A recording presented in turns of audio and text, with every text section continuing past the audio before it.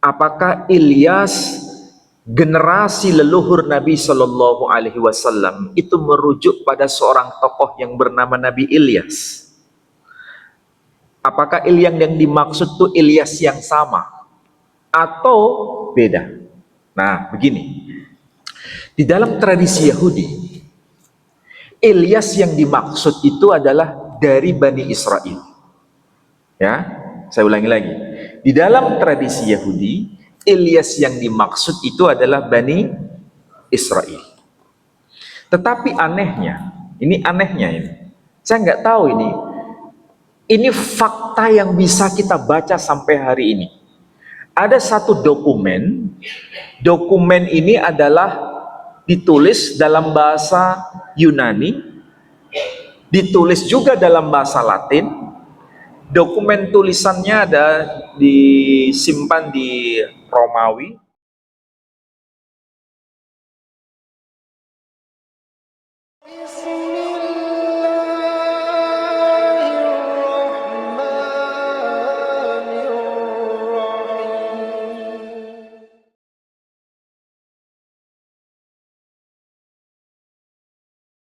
Assalamualaikum warahmatullahi wabarakatuh.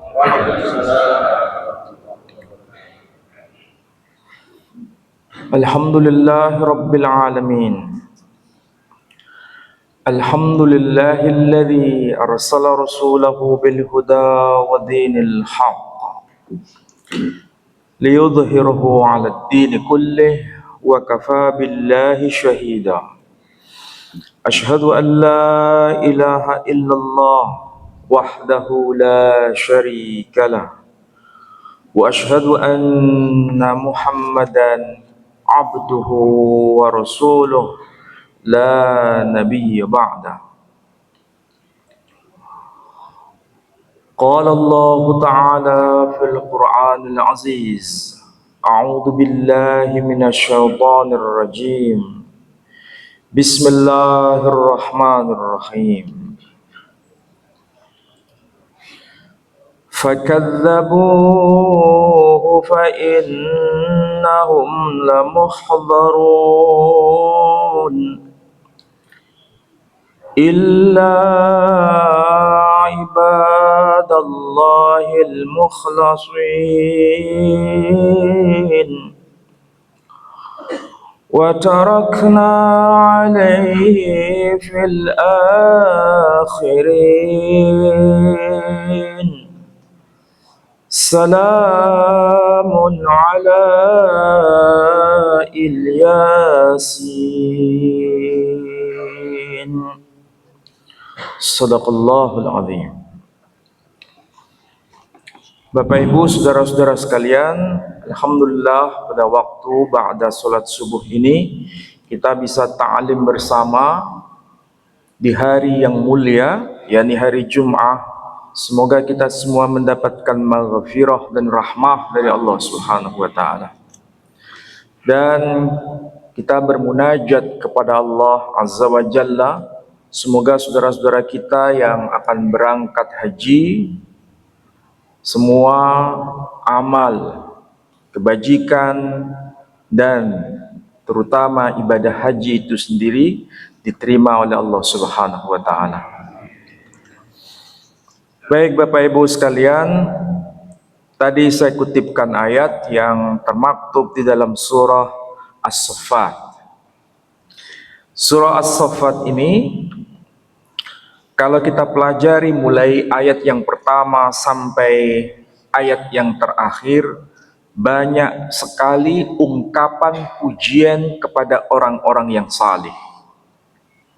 Baik itu para nabi ataupun bukan para nabi. Tapi mayoritas yang termaktub di surah ini berkaitan dengan para nabi. Banyak istilah yang bisa kita cermati. Kata kuncinya adalah ungkapan salam kepada orang-orang yang dimaksud. Salah satunya misalnya, tadi saya bunyikan ayat, misalnya salamun ala Ilyasin. Bapak Ibu sekalian, Ini saya bawakan Quran yang kebetulan ini jarang sekali dibaca, jarang sekali dipunyai. Mushaf yang saya pegang ini memang agak unik. Kenapa? Karena mushaf ini cara penulisannya, huruf-huruf yang ditulis agak lain dengan yang biasa kita baca. Misalnya, huruf fa yang biasa kita tahu itu titiknya 1 di atas. Kalau huruf qaf itu titiknya 2 di atas. Tetapi kalau lihat di mushaf yang saya bawa ini, itu kalau huruf fa titiknya 1 di bawah. Tapi kalau huruf qaf itu titiknya 1 di atas. Jadi kira-kira kalau panjenengan membaca Quran ini sepertinya bingung nanti. Makanya kalau ini ditulis, lihat ini.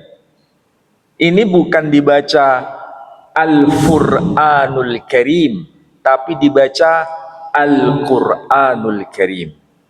Jadi titiknya 1 di atas. Dan ini tanda huruf qaf. Ini yang dimaksud sebagai Al-Quran yang menjadi bukti sebelum tulisan yang kita akrabi itu. Jadi perkembangannya kalau sekarang itu qaf titiknya 2 di atas. Sebelum itu qaf itu titiknya 1 di atas. Sebelum itu tidak ada titik sama sekali. Dan ini kalau kita rujuk era zaman Nabi kita Muhammad sallallahu alaihi wasallam. Jadi pada zaman Rasul Muhammad sallallahu alaihi wasallam tidak ada titik, apalagi fathah, kasrah, dhammah. Setelah itu berkembang menjadi penggunaan titik supaya bisa bedakan apa yang huruf fa, apa itu huruf qaf, apa itu huruf jim, apa itu huruf kha, dan lain sebagainya. Nah setelah itu baru ditambahkan fathah, kasrah, dhammah. Ini berarti salah satu bukti perkembangan ortografi penulisan Quran. Makanya kalau panjenengan yang usia 70 tahun, usia 80 tahun, atau minimal usia 50 tahun, itu masih ingat ada Quran yang besar, kertasnya terbuat dari kertas buram, tulisannya itu tebal-tebal, dan kalau dibaca tanpa menggunakan kacamata masih bisa baca. Tapi yang akrab sekarang, era sekarang, itu cara penulisannya itu hurufnya tipis-tipis. Kalau seandainya dibaca tanpa menggunakan kacamata kayak saya, sulit saya bisa baca. Apalagi panjenengan yang usia 70 tahun. Jadi perkembangan tulisan itu biasa. Ibaratnya begini. Kalau usia yang 70, 60, 50 masih akrab dengan tulisan Latin yang gandeng-gandeng itu. Tapi kalau era sekarang, coba lihat itu anak-anak kita nggak bisa menulis huruf gandeng-gandeng, huruf Latin itu. Kebanyakan pakai huruf balok. Tapi seandainya dibaca sama atau beda? Sama. Nah itu namanya perkembangan penulisan. Nah Al-Quran juga begitu, sama. Nah Bapak Ibu sekalian, tadi saya bacakan ayat. Kalau kita lihat ayat yang tadi saya kutip, kalau diterjemahkan, di sini ada kaitan ayat yang sebelumnya. Kalau dibaca Bismillahirrahmanirrahim, wa inna Ilyasa laminal mursalin. Dan sesungguhnya Ilyas itu salah satu di antara para rasul. Kalau disebutkan Ilyas, berarti ini salah satu di antara nabi-nabi yang termaktub di dalam Al-Quranul Karim. Dan ini termaktub di dalam surah yang disebut surah As-Saffat. Dan menariknya, berkaitan dengan peristiwa akbar besok. Apa itu peristiwa Idul Qurban atau Idul Adha.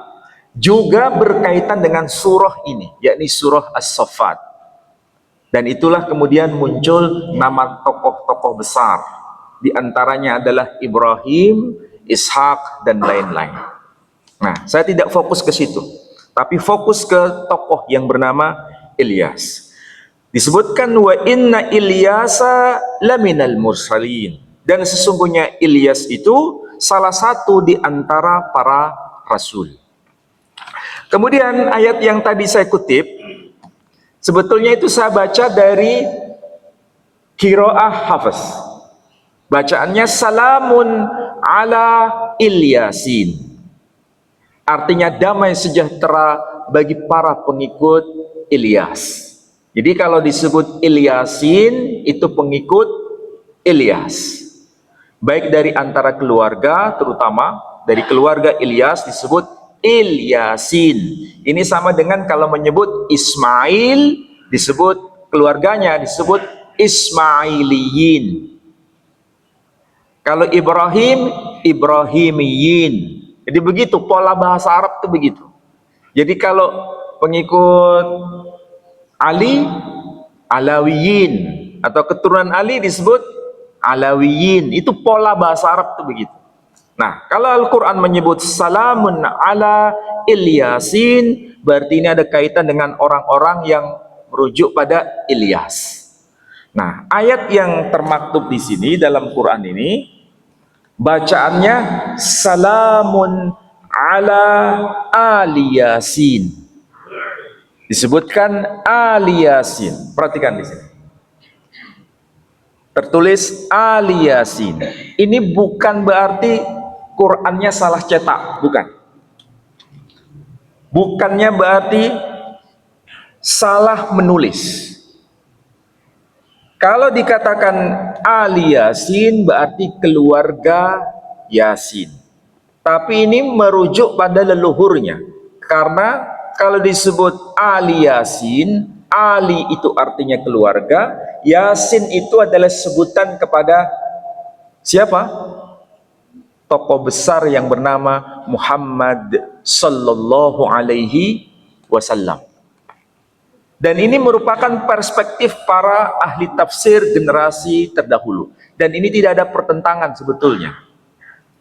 Maksud saya begini, kalau disebut Ali Yasin, arti harfiahnya keluarga Yasin. Siapa itu Yasin? Yasin itu gelar yang disematkan kepada Nabi kita Muhammad sallallahu alaihi wasallam. Sedangkan leluhur beliau itu adalah Ilyas itu sendiri. Jadi jangan salah, Nabi kita Muhammad sallallahu alaihi wasallam itu nyambung kepada Ilyas. Itulah sebabnya dalam kitab tarikh disebutkan Muhammad bin Abdullah atau Abdullah bin Abdul Muttalib bin Hashim bin Abdi Manaf bin Qusay bin Kilab bin Murrah bin Ka'ab bin Lu'ay bin Ghalib ibn Fikhr alias Quraisy bin Malik bin Nadr bin Kinanah bin Huzaimah bin Mudrikah bin Ilyas bin Mudar bin Nizar bin Ma'ad bin Adnan sampai ke atas bin Ismail bin Ibrahim. Dari situlah kemudian kenapa Ali Yasin keluarga Muhammad sallallahu alaihi wasallam, karena Ilyas bagian dari Nabi sallallahu alaihi wasallam. Nah, jadi sekali lagi bacaan Ali Yasin di sini bukan salah tulis. Tapi benar, boleh dibaca salamun ala Ilyasin. Benar. Tapi juga boleh dibaca salamun ala ali Yasin. Dua-duanya benar. Tapi kayaknya panjenengan jarang baca kayak begini ya.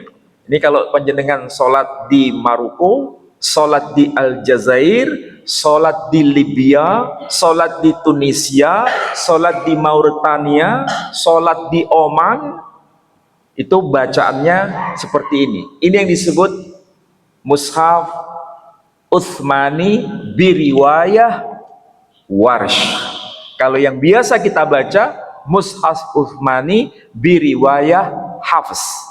Jadi kalau Hafs, salamun ala Ilyasin. Tapi kalau Waras, salamun ala Ali Yasin.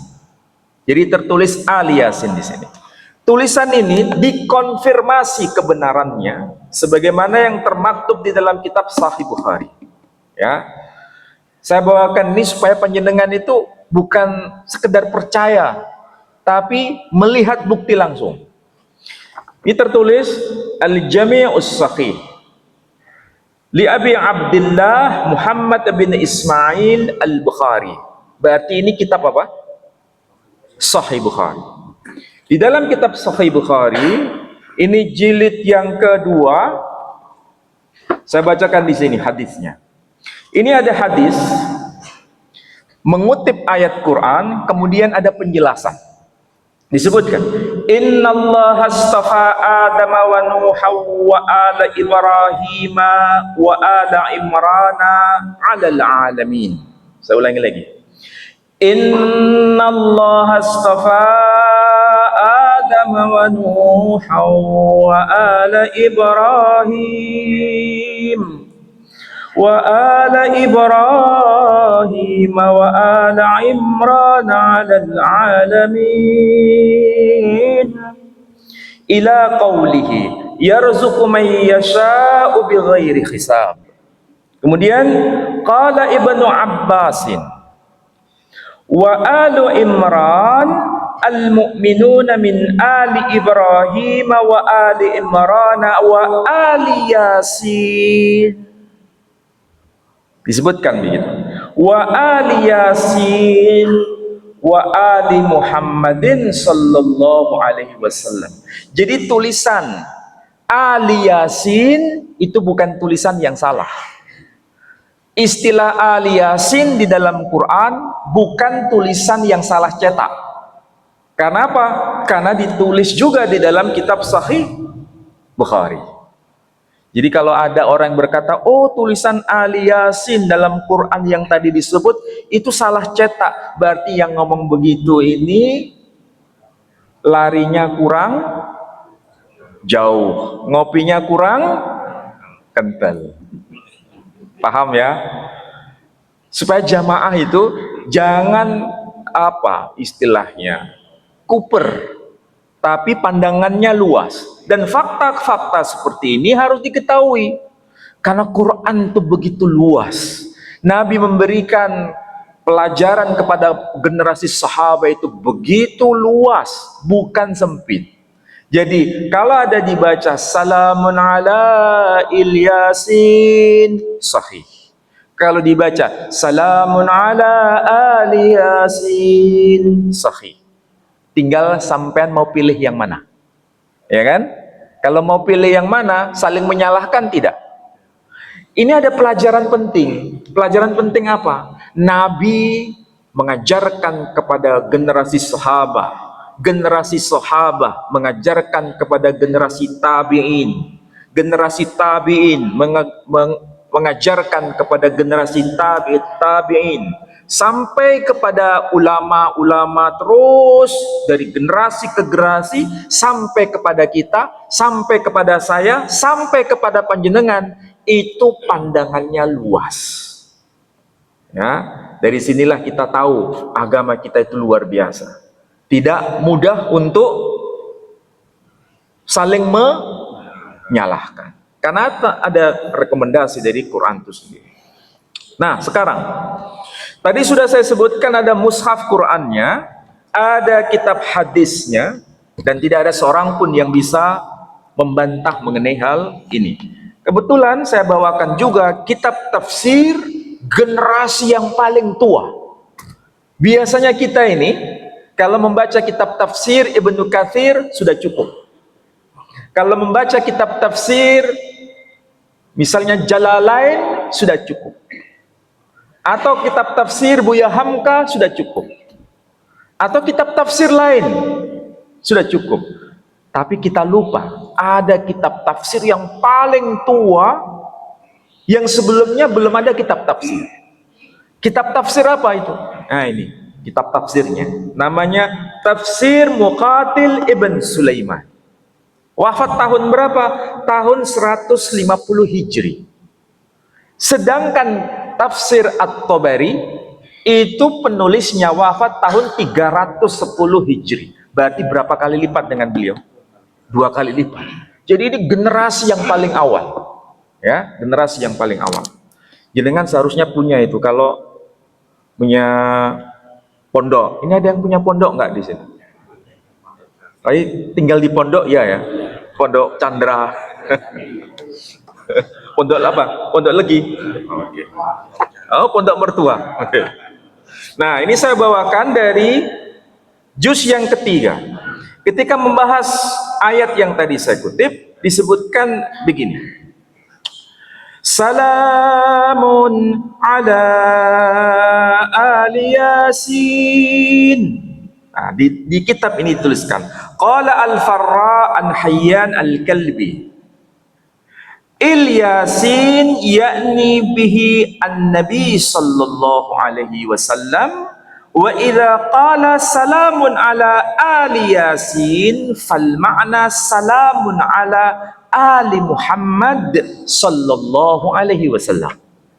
Jadi kalau dibaca salamun ala ali Yasin, maksudnya salam damai sejahtera kepada keluarga Muhammad sallallahu alaihi wasallam. Nah, itulah sebabnya kalau kita lihat para guru kita, kiai-kiai kita, kalau menyebut Yasin itu identik dengan gelar yang disematkan kepada Muhammad sallallahu alaihi wasallam. Salah satunya itu ada syair misalnya begini. Salatullah salamullah ala taha rasulillah. Salatullah salamullah ala Yasin habibillah. Jadi Yasin itu gelar yang disematkan kepada Nabi Agung Muhammad sallallahu alaihi wasallam. Itu salah satu pendapat, dan pendapat itu dikuatkan dengan tafsir yang paling tua, yakni tafsir Muqatil Ibn Sulaiman. Tapi ada juga pendapat Yasin itu adalah penegasan dari salah satu sahabat Nabi yang bernama Ibnu Abbas, yang memberikan makna Yasin itu ya insan, wahai manusia. Yang dimaksud adalah Nabi sallallahu alaihi wasallam. Tapi ada juga yang berpendapat, biasanya ini termaktub dalam kitab-kitab tafsir, Yasin, Toha, Alif Lam Mim, Alif Lam Mim, dan sebagainya, itu disebut huruf-huruf muqatta'ah. Nah, semuanya itu kita bisa terima. Kenapa? Ada dalilnya masing-masing. Cuma kalau kita belajar seperti ini, diingatkan bahwa ungkapan Ali Muhammad sallallahu alaihi wasallam maksudnya sama dengan Ali Yasin.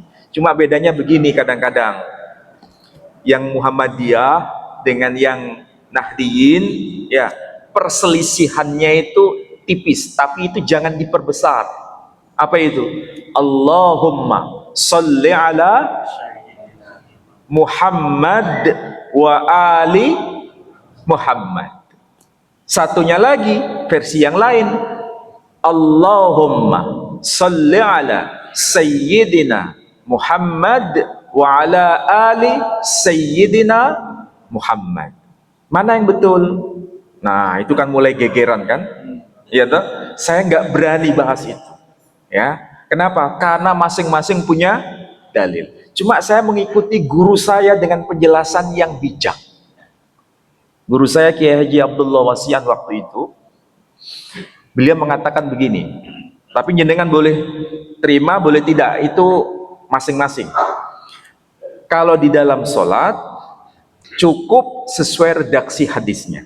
Allahumma sholli ala Muhammad wa ali Muhammad. Tapi kalau di luar sholat, monggo pakai Sayyidina Muhammad sebagai bentuk pengagungan, monggo. Tapi kalau di dalam sholat, sesuaikan dengan redaksi hadis. Ini kalau bagi saya, ini jawaban yang bijak. Tidak ke kiri, tidak ke kanan. Tidak ekstrem kiri, tidak ekstrem kanan. Nah, sampai hal ini, jangan sampai panjenengan saling baku hantam gara-gara soal ini. Yang penting bagaimana kita bisa melafalkan dan sekaligus memaknai secara benar seperti yang dimaksudkan dalam kitab-kitab tafsir, kemudian Al-Quranul Karim, dan juga kitab hadis. Dan ada ayat yang menyebut salamun ala ali Yasin, berarti ketika menyebut Muhammad sallallahu alaihi wasallam tidak boleh dipotong, dipisahkan dari wa ali Muhammad, harus digabungkan. Ini makna yang termaktub di dalam ayat ini. Nah, mudah-mudahan kita bisa tahu hikmah. Kenapa? Karena ini ada kaitan dengan Dzulhijjah ini. Kenapa nama Rasul Muhammad sallallahu alaihi wasallam tidak bisa dipisahkan dari Ibrahim? Karena ada peristiwa-peristiwa besar, dan itu salah satu amal saleh yang diamalkan oleh generasi-generasi terdahulu. Yang terakhir, mengapa Al-Quran menyebut Ilyasin, mereka pengikut dari Ilyas? Ada apa? Apa tujuannya? Karena ini sebetulnya kekhawatiran kita. Kekhawatiran kita itu apa? Kalau kita disamakan dalam arti menyebut tokoh Ilyas, misalnya ini Pak Huda misalnya, ataupun saya, kita seharusnya khawatir generasi di antara keluarga kita atau generasi anak cucu kita tidak sama dengan kita. Kita khawatir tidak? Khawatir. Dan kekhawatiran ini yang harus kita munajatkan kepada Allah Subhanahu wa taala. Kita bisa menjaga iman kita. Kita bisa menjaga kesalehan kita. Meskipun kita tidak boleh menyombongkan diri, tapi menjaga kesalehan kita itu penting. Tapi kita seharusnya waspada dan betul-betul khawatir di antara keluarga kita, di antara anak cucu kita yang nanti justru mengambil jalan yang berbeda dengan kita. Khawatir atau tidak? Kita semua khawatir. Itulah sebabnya harus dijaga. Itulah sebabnya diingatkan melalui ayat Quran. Lihat ayat yang termaktub di urutan 128 dari surah Al-Baqarah. Apa yang dikatakan? Rabbana waj'alna muslimaini laka wa min dzurriyyatina ummatan muslimatan lak. Kalau diterjemahkan, wahai ya Rabb, ya Tuhan kami. Siapa yang munajat ini? Ibrahim bersama sang putra Ismail. Munajat dua-duanya.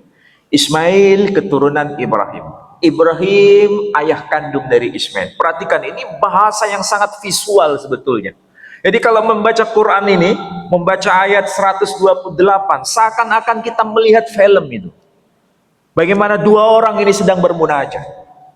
Dan betul-betul dengan serius ucapan itu dipanjatkan di hadapan Allah Azza wa Jalla. Berkata, Rabbana waj'alna muslimaini laka. Wahai ya Rabb, ya Tuhan kami, jadikan kami berdua orang yang benar-benar muslim di hadapan-Mu. Dan apa yang dilakukan oleh Ibrahim, dan apa juga yang dilakukan oleh Ismail, lihat itu nanti berkaitan dengan Idul Kurban. Seperti apa dramanya itu. Itulah bentuk ketasliman dua orang ini, Ibrahim dan Ismail. Tapi beliau berdua itu sudah mulai gusar, khawatir, dan itu wajar sebagai manusia. Kita yang bukan nabi saja gusar. Nabi yang statusnya nabi, rasul seperti Ibrahim dan Ismail juga munajat yang sama. Apa yang dikatakan? Wa min dzurriyyatina, dan juga bagi keturunan kami. Keturunan siapa ini? Ibrahim dan Ismail. Itulah sebabnya dikuatkan dengan wa min dzurriyyatina ummatan muslimatan lak, dan jadikanlah dari keturunan kami menjadi satu ummah. Bayangkan, ummah itu kan dari satu generasi ke generasi terus sampai masa yang berikutnya. Menjadi apa? Yang juga muslimatallak, menjadi generasi yang juga muslim di hadapan. Makanya ini, jangankan panjenengan, saya pun juga khawatir. Sebagai bentuk kekhawatiran yaitu tadi, melakukan apa? Kaderisasi dalam keluarga, kaderisasi terus kepada anak cucu. Kalau saya kan belum punya cucu, kalau panjenengan sudah punya cucu kan? Nah, jangan Pak sampai pisah dengan cucu. Mumpung kita masih ada usia. Biasanya seorang kakek itu dekat dengan cucu. Seorang nenek juga dekat dengan cucu. Manfaatkan usia kita yang sudah semakin menipis ini untuk mendekat dengan mereka. Mereka itu adalah generasi pelanjut kita. Kalau kita sudah puas dengan kemusliman kita, puas dengan kesalehan kita, itu masih kurang sebetulnya. Jangan egois, perhatikan generasi setelah kita. Mudah-mudahan mereka akan mengenang kita semua. Dan itu yang harus kita khawatirkan, seperti yang dilakukan oleh Ibrahim dan Ismail. Tidak salah bila disebut dalam Quran tadi apa? Istilahnya salamun ala Ilyasin, damai sejahtera atas keluarga Yasin. Siapa yang dimaksud? Muhammad sallallahu alaihi wasallam, dan beliau adalah salah satu di antara generasi yang kesekian dari Ilyas, dan Ilyas generasi yang kesekian dari Ismail, Ismail generasi yang kesekian dari Ibrahim. Nyambung semua. Mudah-mudahan di antara anak cucu kita menjadi orang-orang yang taat di hadapan Allah Subhanahu wa taala. Saya kira demikian manfaat bagi panjenengan di hari yang sangat penuh berkah ini. Baik, ada yang mau tanya?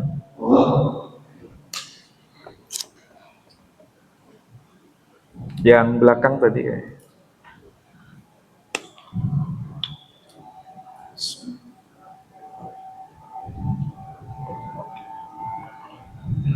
Waalaikumsalam.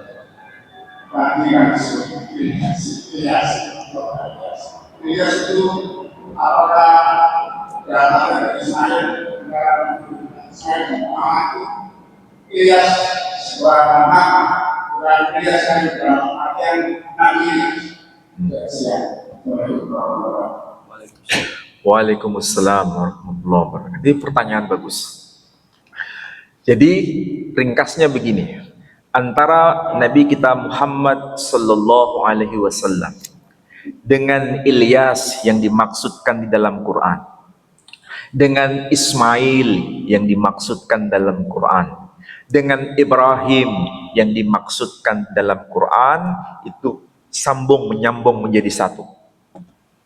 Mereka masih satu apa? Garis. Bukan hanya garis imannya, tapi sekaligus garis apa? Keturunannya. Nah, itu yang pertama. Yang kedua, memang ada ikhtilaf di antara para mufassir. Apakah Ilyas generasi leluhur Nabi Shallallahu Alaihi Wasallam itu merujuk pada seorang tokoh yang bernama Nabi Ilyas? Apakah Ilyas yang dimaksud itu Ilyas yang sama atau beda? Nah, begini. Di dalam tradisi Yahudi, Ilyas yang dimaksud itu adalah dari Bani Israel. Ya, saya ulangi lagi. Di dalam tradisi Yahudi, Ilyas yang dimaksud itu adalah Bani Israel. Tetapi anehnya, ini saya nggak tahu ini fakta yang bisa kita baca sampai hari ini. Ada satu dokumen ini adalah ditulis dalam bahasa Yunani, ditulis juga dalam bahasa Latin. Dokumen tulisannya ada disimpan di Romawi. Dan siapa penulisnya? Penulisnya adalah Claudius Ptolemy. Claudius Ptolemy itu sejarawan Romawi. Lahir tahun 100, meninggal tahun 170 Masehi. Beliau menulis karya itu tahun 150 Masehi. Tetapi ketika membuat peta yang paling tua di muka bumi ini, peta dari tulisan Claudius Ptolemy. Ternyata beliau meletakkan nama Iolisite, itu bahasa Yunani dari versi Ilyas, karena bahasa Yunani kan kesulitan menulis Ilyas, jadi Iolisite. Sama seperti menulis Kasaniti yang seharusnya itu kois, dilafalkan Kasaniti. Makuraba merujuk pada Makkah. Iatripa merujuk pada Yatrib. Itu dibuat nama-nama dan sekaligus petanya itu. Ternyata Iolisite diletakkan di kawasan Saudi Arabia bagian timur. Dan di situ juga tertulis nama Katara. Kalau sekarang menjadi Qatar. Jadi nama-nama itu menjadi bukti. Kalau seandainya itu Bani Israel, tidak mungkin nama itu muncul di kawasan Arabia. Seharusnya muncul diletakkan di kawasan Israel. Dari sinilah terjadi perdebatan di antara para ahli. Nah, mana yang paling tepat? Ya, hujjah yang paling kuat itu tinggal menunjukkan hujjah. Kalaupun seandainya itu bisa dari kalangan Bani Ismail atau dari kalangan Bani Israel, itu juga tidak masalah. Kenapa? Karena leluhur Nabi juga gabungan dari keduanya. Sampean tahu, leluhur Nabi itu gabungan dari keduanya. Dari mana? Leluhurnya yang bernama Hashim itu Bani Ismail. Tapi istrinya Hashim, yakni Salma, itu Bani Israel. Nyambung dua-duanya. Tidak salah, dari sinilah kita bisa mengerti Rasul Muhammad SAW sebagai khataman nabiyyin, karena menggabungkan dari Ishak dan Ismail. Dua-duanya nyambung. Kalau saya ditanya, kedua-duanya bisa diterima dan tidak perlu diperdebatkan. Jangan sampai ada pikiran begini, Nabi SAW tidak ada kaitan sama sekali dengan Bani Israel. Itu nanti bisa keliru. Kenapa? Data-data justru berbicara lain, menyambungkan keduanya. Salah satu bukti, nama Salma, istri dari Hashim itu sendiri. Siapa itu Hashim? Muhammad bin Abdullah bin Abdul Muttalib bin Hashim. Generasi berapa ini? Generasi keempat dari yang bawah, iya kan? Istrinya bernama Salma. Ingat, nama Salma itu bukan asli bahasa Arab. Sama seperti nama Musa, sama seperti nama Aisyah. Salma itu kan kayak huruf ya, tapi nggak ada titik. Salma. Sedangkan Musa ada huruf ya, tapi nggak ada titik. Aisyah ada huruf ya, nggak ada titik. Berarti itu bukan ori Arab, tapi dari bahasa lain. Dari sini menjadi hujah bahwa ada kombinasi, ada konektivitas antara Bani Israel dan Bani Ismail. Begitu ya yang bisa saya jawab. Baik, ada yang lain? Mana? Oh ya, monggo. Waalaikumsalam. Masalah sholat sunnah sebelum subuh. Sebelum sholat Jumat itu doanya sangat paling saya pada terus saya menjadi perkataan saya sholat Jumat sebelum subuh. Kemudian kita sebelum sholat Jumat kita ada sholat sunnah. Ada sholat Jumat nilai untuk nilai nilai waktu sama sholat diberikan itu aja. Maksudnya sholat sunnah sebelum subuh ya? Maksudnya kepada saya sholat subuh ada sebelum sholat sunnah, ya. Terus kita sholat subuh jamaah, terus kita sholat sebelum subuh diberikan habis sholat jamaah diberikan atau tidak? Mudah-mudahan saya nggak bingung memahami. Mudah-mudahan. Be- sholat sunnah, terus setelah sholat subuh. Oh, jadi begini ya, begini. Gampangnya ini, supaya kita ini beragama nggak ribet. Kalau sebelum subuh, kita memang dianjurkan dalam Quran, jangan melupakan namanya sholat tahajud, ya, walaupun hanya 2 rakaat, ya, sebelum subuh. Nah, kalau kita mengambil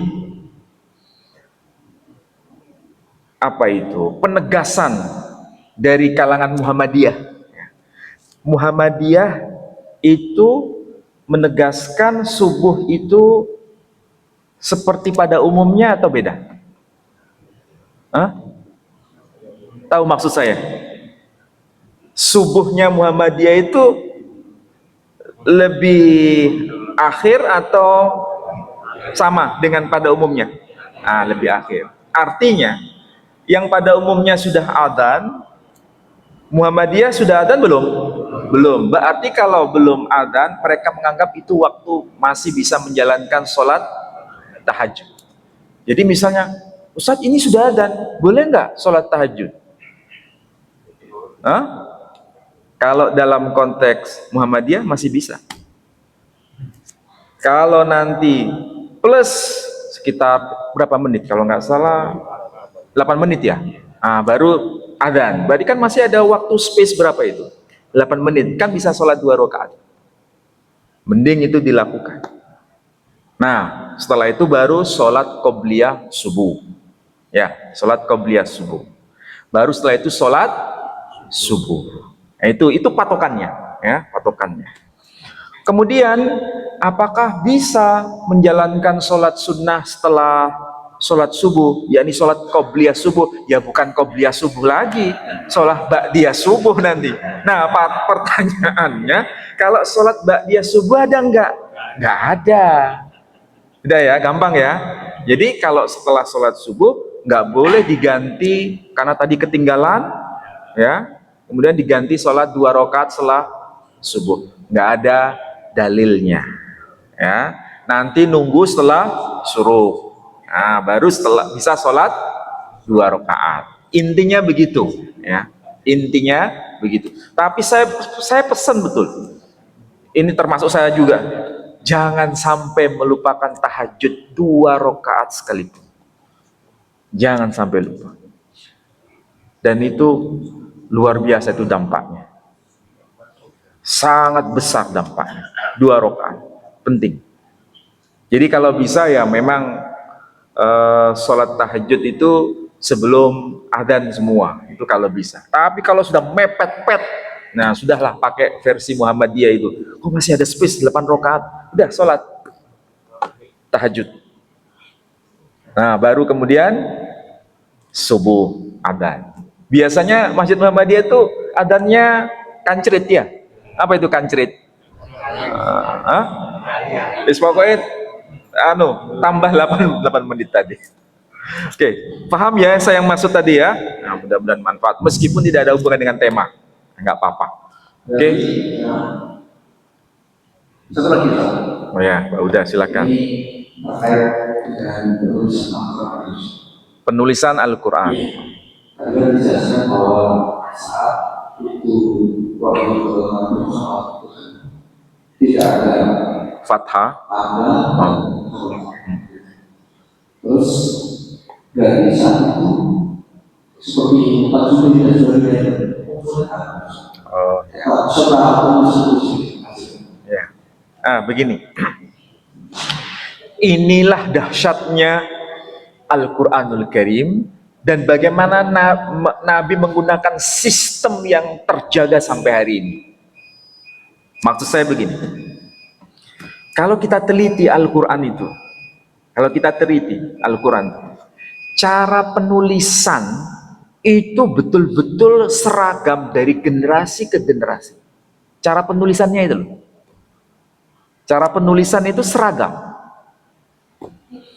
Kalau cara penulisan seragam, meskipun tidak ada titik, nggak ada fathah, nggak ada kasroh, nggak ada dhamma, tapi cara penulisan lekukan-lekukan itu seragam. Itu indikasinya berarti ketika menyalin Quran, tahu menyalin? Mengkopi. Kalau kita kan fotokopi sekarang. Kalau dulu kan tidak ada fotokopi. Jadi ketika menyalin, itu pasti melihat masternya. Tahu master? Jadi masternya dilihat, ditulis. Nah, jadi bukan dari mendengar saja kemudian ditulis. Kalau mendengar saja kemudian ditulis, pasti nanti hurufnya bisa berubah. Maka cara yang terbukti, yaitu penelitian itu, berarti ketika disalin itu menggunakan master, melihat, baru ditulis. Bukan hanya mendengar. Kalau mendengar pasti tulisannya tidak sama dengan masternya. Itu satu. Yang kedua, selain menggunakan kopian dari master, sekaligus periwayatan dari lisan ke lisan, dari guru ke guru. Bacaannya panjang, dibaca panjang. Bacaannya pendek, dibaca pendek. Makanya kalau lihat ya, tulisan alif lam mim surah Al-Baqarah. Bandingkan dengan tulisan alam tara kaifa fa'ala rabbuka bi ashabil fil. Ya, tulisan alam itu loh. Tulisannya bagaimana? Alif lam mim. Kalau alif lam mim dzalikal kitabu la raiba fih, itu tulisannya sama atau enggak?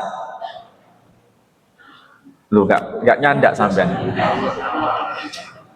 Alif lam mim dzalikal kitabu la raiba fihi hudal lil muttaqin. Yang saya baca alif lam mim, tulisannya kan alif lam mim, ya kan?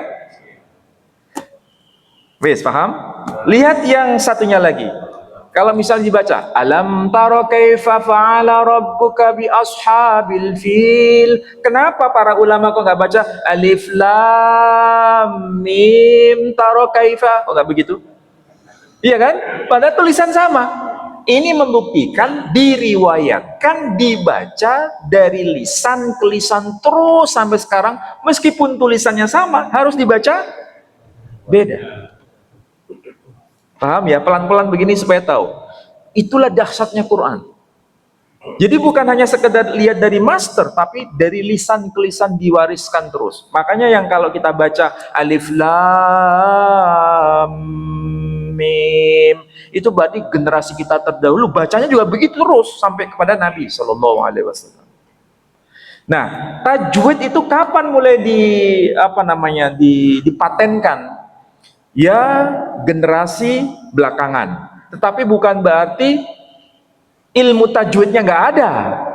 Ilmu tajwidnya itu sudah ada pada zaman Nabi, ilmu cara bacanya.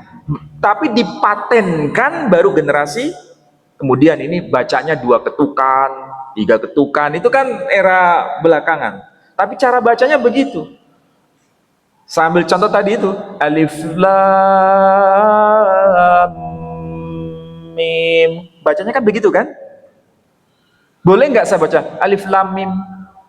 Boleh nggak? Nggak boleh. Berarti ini tajwid sudah ada zaman Nabi belum? Sudah, cuma patennya itu dipatenkan oleh ulama-ulama yang ahli tajwid generasi belakangan. Kira-kira dipahami Pak? Udah? Artinya saat itu walaupun tulisnya sama, saat itu berarti Nabi semoga dengan cara yang berbeda. Iya. Jadi gampangannya begini, apakah Nabi sudah mengajarkan ilmu tajwid? Secara langsung sudah. Cuma dinamakan iklab, ikfa. Itu baru muncul era belakangan. Gitu ya cara memahaminya. Jadi wujudnya itu sudah ada pada zaman Nabi, cuma patennya dengan istilah-istilah tertentu, ikfa, iklab, dan lain sebagainya itu baru muncul setelah masa belakangan. Jadi kita nggak bisa bayangkan, nanti kalau huruf begini ketemu ini harus dibaca begini. Nabi nggak ngomong begitu. Cara bacanya saja langsung. Paham ya kira-kira? Artinya ilmu kesulitan itu apakah melalui verifikasi atau dari Kalau dari bagaimana kita membaca Al-Quran itu berarti verifikasi dari Nabi itu sudah ada. Jadi kalau di zaman Nabi alif lam mim tulisannya, kemudian setelahnya ada kata taro kaifa, nggak mungkin dibaca alif lam mim taro kaifa, ya kan? Tapi dibaca alam taro dan seterusnya, begitu. Dan itu dari Nabi. Bacaannya panjang atau pendek juga dari Nabi.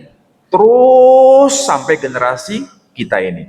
Semuanya itu ada. Cuma istilah-istilah ini dibaca panjang berapa ketukan dan sebagainya itu baru muncul belakangan. Jadi intinya begitu. Oke?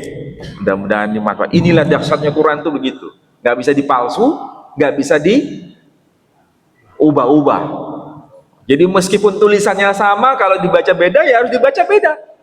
Nggak boleh dibaca semaunya kita. Loh, itu kan tulisannya sama. Iya betul, tapi Nabi nggak ngajarkan begitu. Mosok kita baca alam dalikal kitabu, masa begitu kan nggak mungkin. Iya toh? Nah, itulah dahsyatnya Quran. Oke, saya kira demikian. Mudah-mudahan manfaat dengan semua. Saya tutup dengan doa penutup majelis. Subhanakallahumma wa bihamdika asyhadu an la ilaha illa anta astaghfiruka. Wassalamualaikum warahmatullahi wabarakatuh.